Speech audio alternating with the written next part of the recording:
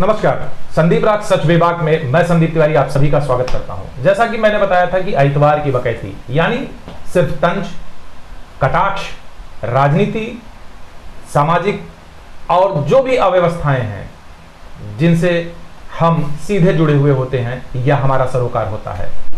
तो आइतवार की बकैती इस बार की हमारे साथ हैं कवि यश शर्मा जी, जो कि इलाहाबाद के, प्रयागराज के विख्यात कवि माने जाते हैं। इनका अपना एक अलग अंदाज होता है, इनका एक अलग अपना तरीका होता है, या गुरु ही कहा जाए कि ये जो बोला थे सीधे सपाट एकदम पॉइंट पे, जैसे कहा जाता ना कि ठीक जगह खीला गाड़ के ठोक दिया तो सही चोट लागत है।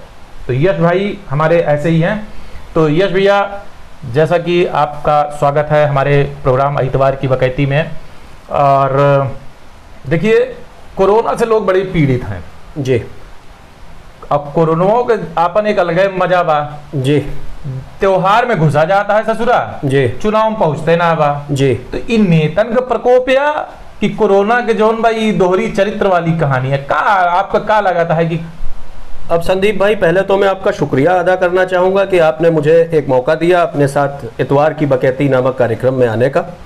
दूसरा, आपका जो प्रश्न है कोरोना पे, तो कोरोना की शुरुआत चमगादड़ से हुई थी, लेकिन अब आजकल चमगादड़ की चर्चा भी ज़्यादा नहीं हो रही है।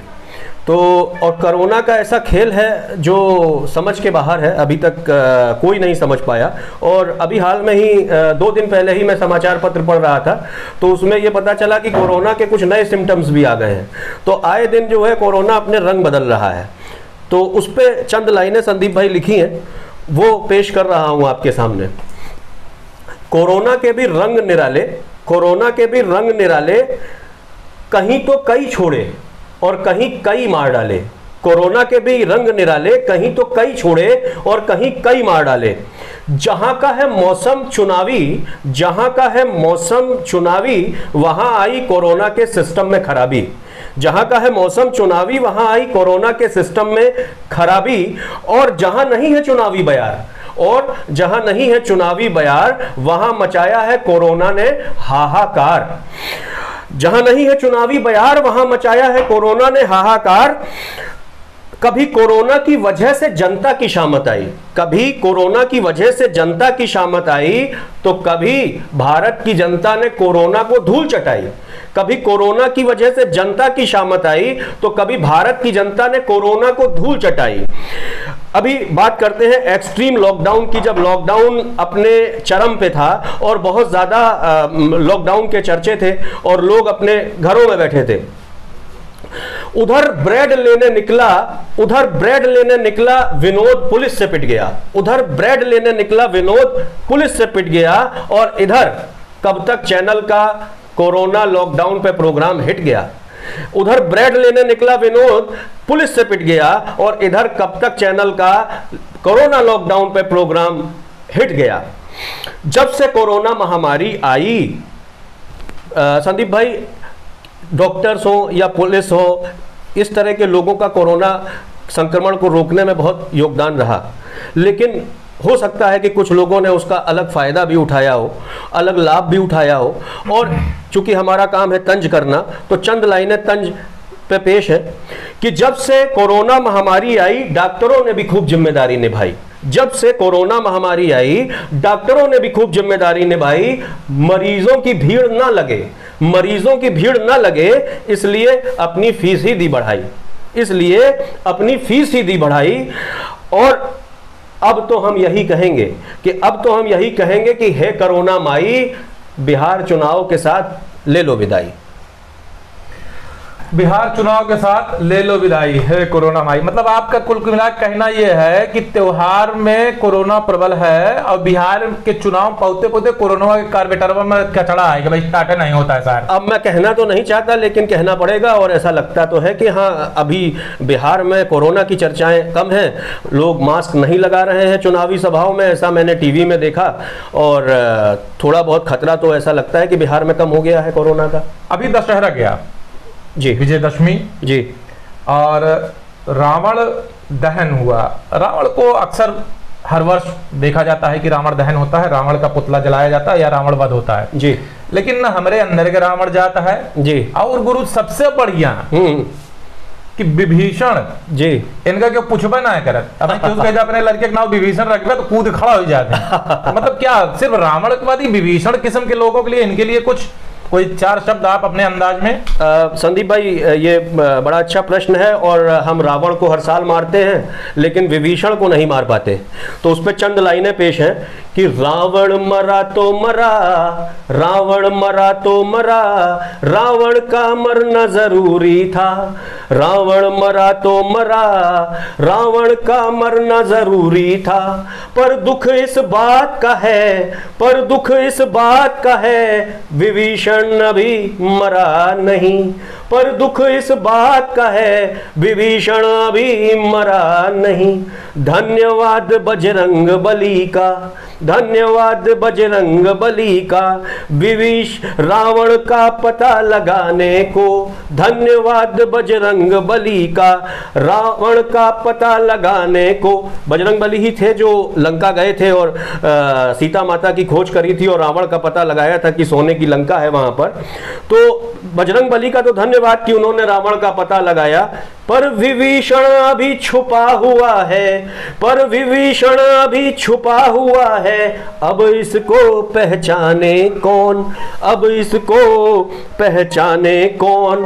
रावण मरा तो मरा, रावण का मरना जरूरी था। बहरूपिया था रावण, बहरूपिया था रावण, भेष बदल कर आता था, भेष बदल कर आता था। पर तप पर भी महाबली अपनी पहचान बताता था। रावण जो है अपनी पहचान बताता था कि हाँ मैं रावण हूं, मैंने सीता माता का अपहरण किया है। तो वो अपनी पहचान के साथ काम करता था। जबकि विभीषण जैसे जो लोग हैं आज भी हमारे समाज में, वो अपने आप को छुपा के रखते हैं, वो बताते नहीं हैं। देखिए कुल मिला के मतलब यश भाई आपका ये कहना है कि रावण को तो हम पता है कि रावण को पहचान है, रावण को हम जला दे रहे हैं जी, लेकिन विभीषण को हम आज भी नहीं खोज पा रहे हैं। विभीषण को नहीं खोज, सबके अंदर है, सबके अंदर है। हर कोई कहूं न कहूं गांठिन दे विभीषण। हाँ जी जी जे का देखा हुआ है जी। देखिए मजा तब है कि कोरोना पे हो गया, विभीषण भी आज लपेटे में आ गया जी। अगर राजनीति पे तंज ना हो जी तो कोई भी तंज या कटाक्ष पूरा नहीं माना जाता। तो बकैती भी पूरी नहीं मानी जाती। हम इलाहाबादी हैं, बकैती हमारे साथ खून में है। अब बकैती मतलब बकैती है तो इलाहाबादी है जी। तो इलाहाबादी और बकैती तो बिना बकैती कोनो मतलब है ना। बात तो 4 लाइन बकैती राजनीति फोक दीजिए फिर। पेश कर रहा हूं 4 लाइन संदीप भाई आपके जो आपने अनुरोध किया उस पे। लेट कर सर नवाने का क्या फायदा, लेट कर सर नवाने का क्या फायदा, जब तलक राम दिल में बसाए नहीं, जब तलक राम दिल में बसाए नहीं। झूठी भक्ति दिखाने का क्या फायदा, झूठी भक्ति दिखाने का क्या फायदा। जब से जीते चुनाव दिल्ली में रहे, जब से जीते चुनाव दिल्ली में रहे। लौट कर क्षेत्र वापस वो आए नहीं, लौट कर क्षेत्र वापस वो आए नहीं। जब सड़कें यूं ही कच्ची रहे, जब सड़कें यूं ही कच्ची रहे, सिर्फ बातें ही उनकी अच्छी रहे। ऐसे नेता जिताने का क्या फायदा, ऐसे नेता जिताने का क्या फायदा। उद्योग धंधे तो कुछ भी लगाए नहीं, उद्योग धंधे तो कुछ भी लगाए नहीं। अर्थनीति भी ऐसी बनाई नहीं, अर्थनीति भी ऐसी बनाई नहीं। जो बेरोजगारी जवानी पे हावी रहे, जो बेरोजगारी जवानी पे हावी रहे। सिर्फ बातें बताने का क्या फायदा, सिर्फ बातें बताने का क्या फायदा। अरे वो तो कहन रहे मन की बात कर रहे, तो मन की बात तो कर ही रहे ना। तो बातों का भी आनंद लीजिए, जरूरी है कि सब चीज कहा जाए तो मिल ही जाए।